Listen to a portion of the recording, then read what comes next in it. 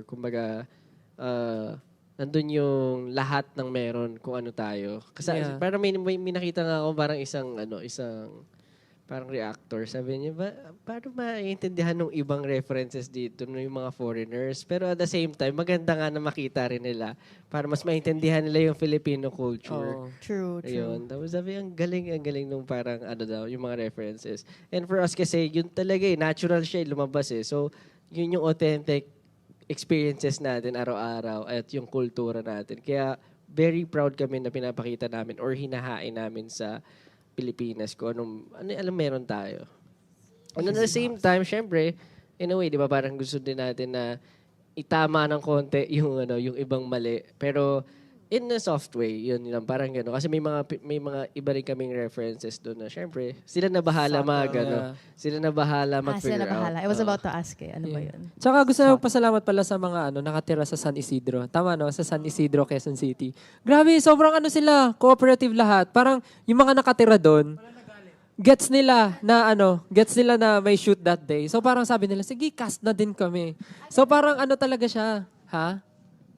Napakiusapan. Parang sabi nila, sige, gusto rin namin mapasama dyan. So yung mga nanay doon, bukod sa nanay namin, may mga ibang nanay doon na gusto nila sumama lang sa Zumba, ganyan. Tapos sila sa mga isa sa mga talaga. Oo. Kahit yung mga vendor sa gilid, talagang nandun sila that day para magbenta, pero nalaman nila na may shoot. Doon na sila tumambay kasi yung team namin bibili ng taho, bibili ng buko, bibili ng kwek-kwek. So parang community na talaga siya. Even yung mga bata na nasa gilid, sobrang saya. Nakikisayaw sila, nakikirally sila kunyari. Sobrang saya talaga ng experience. Napakadaming core memory. Yan. Ang cute. As in, parang safe space nga talaga eh. Which is, yun Tsaka din walang talaga. nag-leak. Ang galing. Ay, true. Sa sobrang daming tao, walang nag-leak. Ang galing talaga. Actually, Public diba? pa yun Yun nga eh. As Galing. in, grabe. As in, hanga rin ako sa team nyo, sa mga fans nyo. Like, Actually, may nag-leak pala, yung mga nanay namin.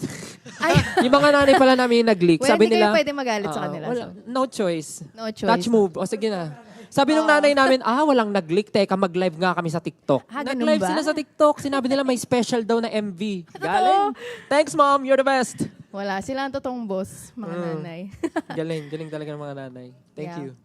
Well, I love that, and I'm so excited for the show, for other projects that you have. And I think dito na nagtatapos ang ating interview, sadly. Hindi to totoo. Hindi to totoo. Hindi to totoo. Pero pwede nyo pa rin sila makita on May 31 and June 1 sa show nila at Philippine Arena. Day 2 is still available.